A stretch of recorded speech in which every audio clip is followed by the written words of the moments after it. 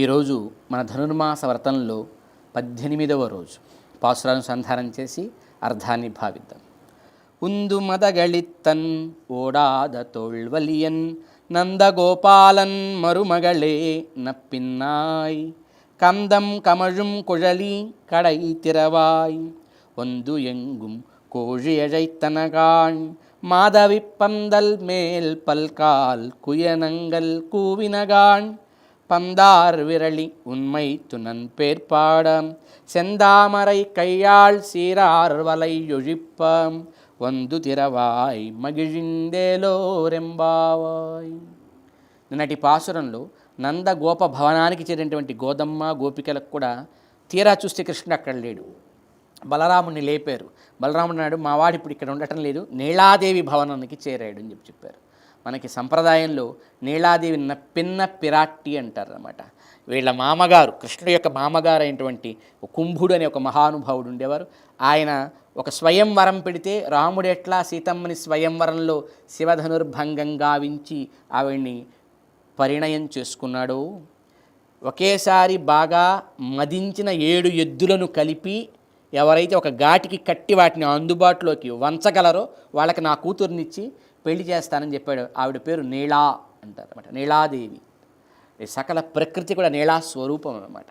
మనకి గోదమ్మని స్తుతించేటప్పుడు స్మరించేప్పుడు పరాశర భట్టారకులు ఒక అద్భుతమైన శ్లోకాన్ని అనుగ్రహించారు. నీళా తుంగస్తనగిరి తటీ సుప్తముద్బోధ్య కృష్ణం పారార్ధ్యం స్వం శృతి శత శిరసిద్ధమధ్యాపయంతి స్వచ్ఛిష్టాయాం సృజినిగళితం యాబలాత్కృత్య భుంక్తే గోదా తస్యై నమ ఇదమిదం భూయ ఏవాస్తు భూయ అంటూ వివరించారు. అంటే ప్రకృతి భగవంతుని తనలో నింపుకుందండి. చాలామంది ఈ కనబడే ప్రపంచాన్ని మాయ అంటారు. ఎందుకు మాయ అవుతుందండి?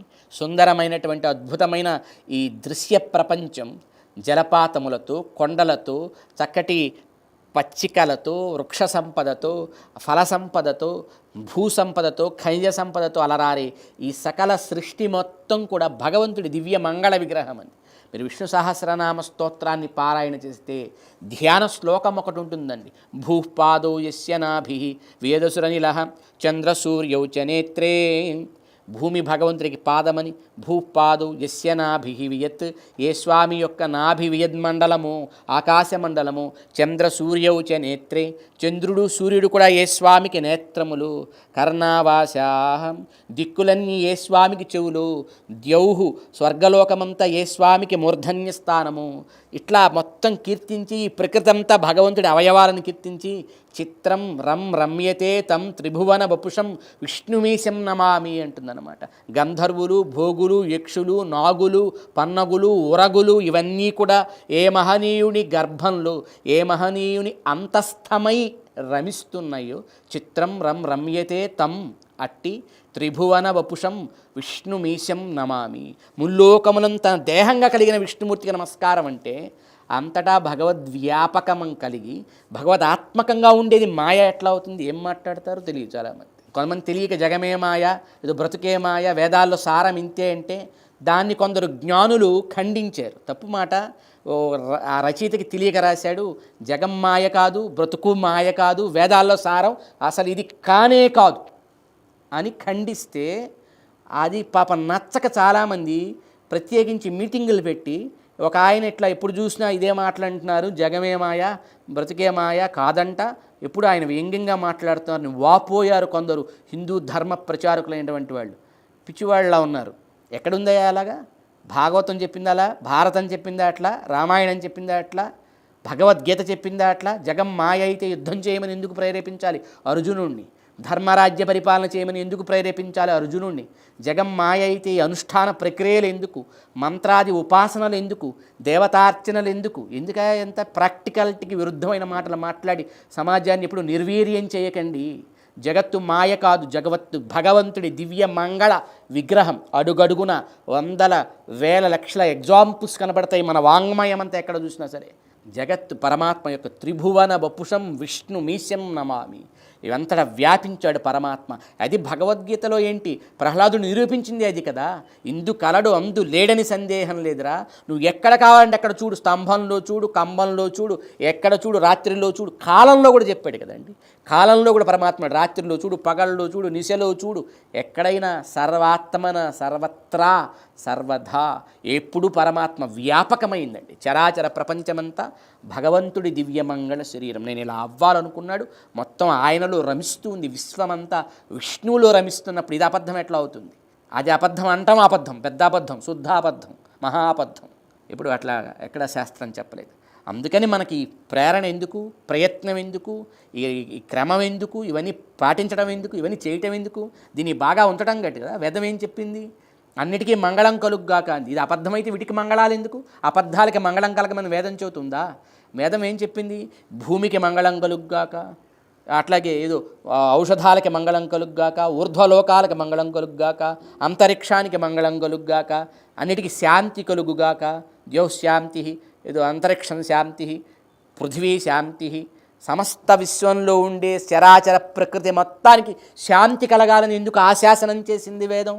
అబద్ధాలకు ఎప్పుడైనా మంగళం పలుకుతారా? అవన్నీ బాగుండాలని కోరుకుంటారటండి. ఏం మాట్లాడుతున్నావా? వేదం ఎప్పుడు అలా చెప్పలేదు, శాస్త్రం ఎప్పుడు అట్లా చెప్పలేదు. ఇవన్నీ నిజం, సత్యం, ఇవన్నీ నిత్యం కాదు. ఇది తెలుసుకో. ఇది చెప్పింది వేదం. సత్యం అంటే ఇది ఉంటుంది, ఎప్పుడూ ఉంటుంది, అబద్ధం కాదు. నిత్యం కాదంటే ఇలా ఉండదు. ఇప్పుడున్నట్టు ఈ పువ్వు ఇప్పుడు ఇలా ఉంటుంది కదా, పువ్వు వికసించి కొద్దిసేపటి తర్వాత పువ్వు వాడిపోతుంది మార్పులతో. అయినా పువ్వు నాశనం అయిపోదు. వాడిపోయిన పువ్వు తర్వాత రెక్కలుగా విడిపోతుంది. రెక్కలుగా అయిన పువ్వు మళ్ళీ భూమిలో కలిసిపోతుంది. అంటే నువ్వు చూసే ద్రవ్యం నువ్వు చూస్తే ద్రవ్యంగా ఉండదు. ద్రవ్యం ఎప్పుడూ దాని స్వరూప స్వభావాలని మార్చుకుంటూ వెళుతుంది. నిత్యం ఒకలా ఉండదు, నిత్యం మారుతూ ఉంటుంది.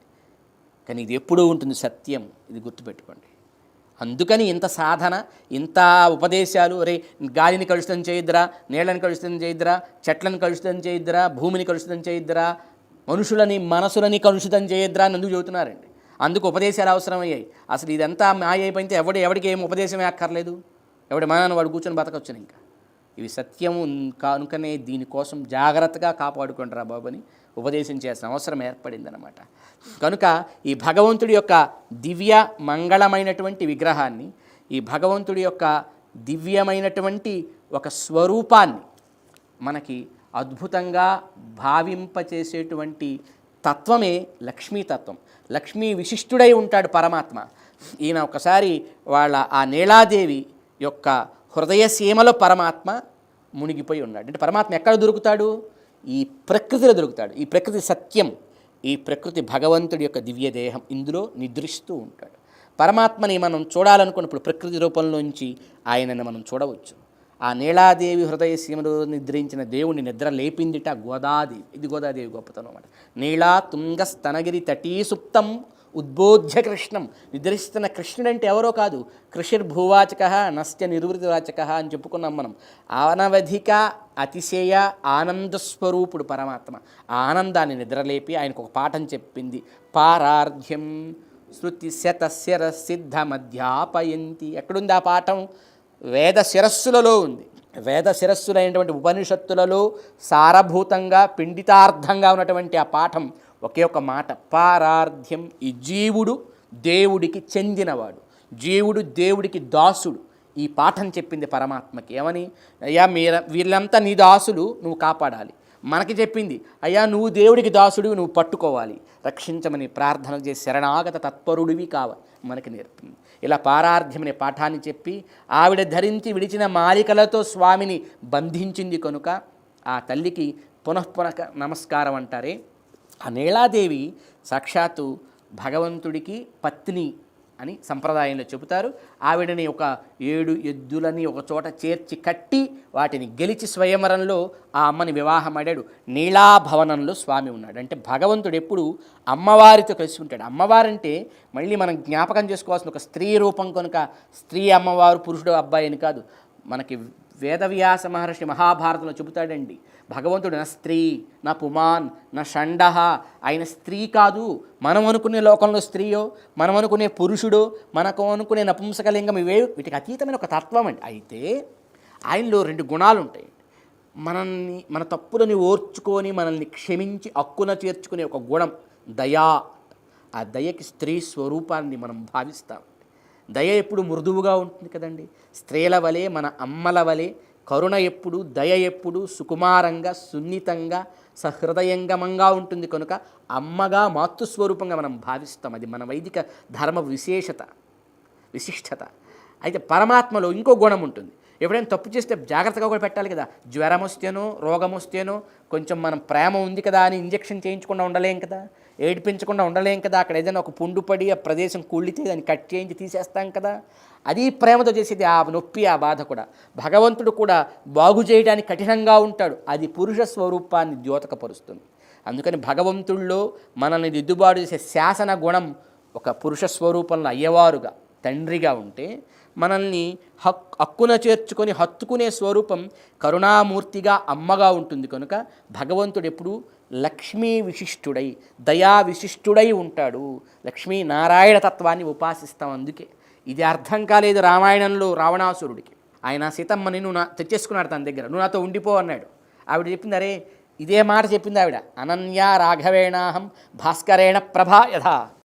ఒక సూర్యుడి కాంతి సూర్యుడు లేకుండా ఉండలేదు కదా. చుట్టానికి సూర్యుడు ఎక్కడో ఉంటాడు, కాంతి మాత్రం మందాకా ప్రసరిస్తుంది. అంత మాత్రాన మనం కాంతి సూర్యుడి నుంచి వేడిపడింది అనుకుంటే ఎంత తెలివి తక్కువతనమో నాయనా. నీకు నేను ఫిజికల్గా ఇక్కడ లంకలో తెచ్చిపెట్టావు కాబట్టి ఉన్నట్టు కనిపిస్తున్నాను, కానీ రాముడు సూర్యుడైతే ఆయన కాంతి తరంగాన్ని నేను ఇక్కడ దాకా వచ్చాను అని చెప్పిందనమాట. కాంతి సూర్యుడిని విడిచి ఎలా ఉండదు, రాముడిని విడిచి నేను ఉండలేనని ఆ తత్వం వాడికి అర్థం కాల.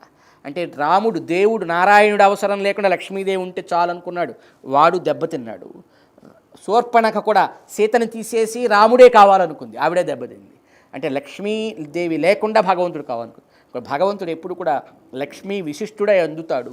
నిన్నటి పాసురంలో గురువు ద్వారా మంత్రం అందుకొని, గురువు ద్వారా మంత్రం ద్వారా భగవతత్వాన్ని తెలుసుకొని, ఆ భగవంతుడు భక్తుల ద్వారా అందుతూ ఉంటాడనుకు తెలుసుకొని, ఇలా పరిపూర్ణమైన ఈ ఉపాసనకి లక్ష్యం లక్ష్మీ సంబంధం కలిగిన స్వామిని, దయాగుణము కలిగిన స్వామిని, కరుణాది విశేష గుణ సంపద కలిగిన విశిష్టుడైనటువంటి స్వామిని సేవిస్తే తప్ప జన్మకి చరితార్థత, పరమార్థత, వైదిక సారానికి ఒక సమగ్రత ఏర్పడదని గుర్తించి నీళాభవనంలోకి వచ్చి ఆ నీళాభవనం నుండి నీళాదేవిని చూస్తూ ఆ అమ్మతో ఉన్న స్వామిని, ఆ తేజాన్ని ఒక్కసారి నిద్రలేపుతూ ఇవాళ పిలుస్తున్నారు.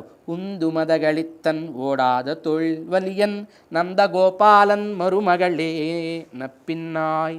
పెద్ద పెద్ద ఏనుగులను కూడా వంచగలిగిన భుజబలం కలిగిన నందమహారాజు కొడలా నప్పిన్నాయ్.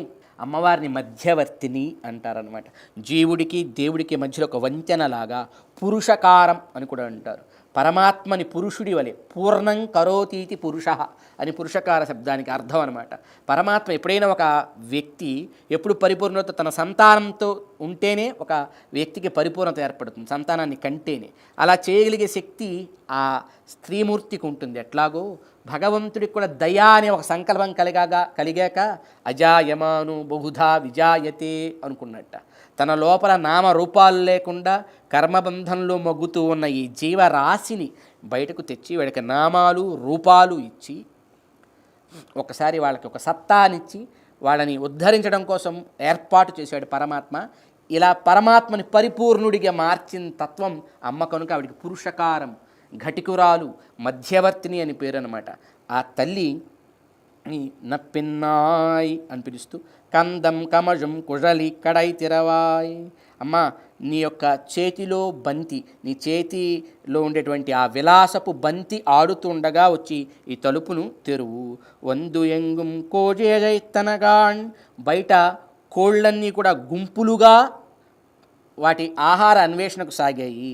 మాధవి పందల్ మేల్పాల్ కాల్ కుయిలనంగల్ కూవిణకాన్. మాధవీలత మీద కోకిలలన్నీ కూస్తున్నాయమ్మా. పందార్ విరళి ఉన్మైత్తునన్ పేర్పాడా. బంతిని ధరించిన ఓ తల్లి మీ బావగారిని నామాలని గుణాలను పాడుతూ ఉండగా సెందామరై కయ్యాళ్ సీరార్ వలయ్యొழிప్ప వందు తిరవాయ్.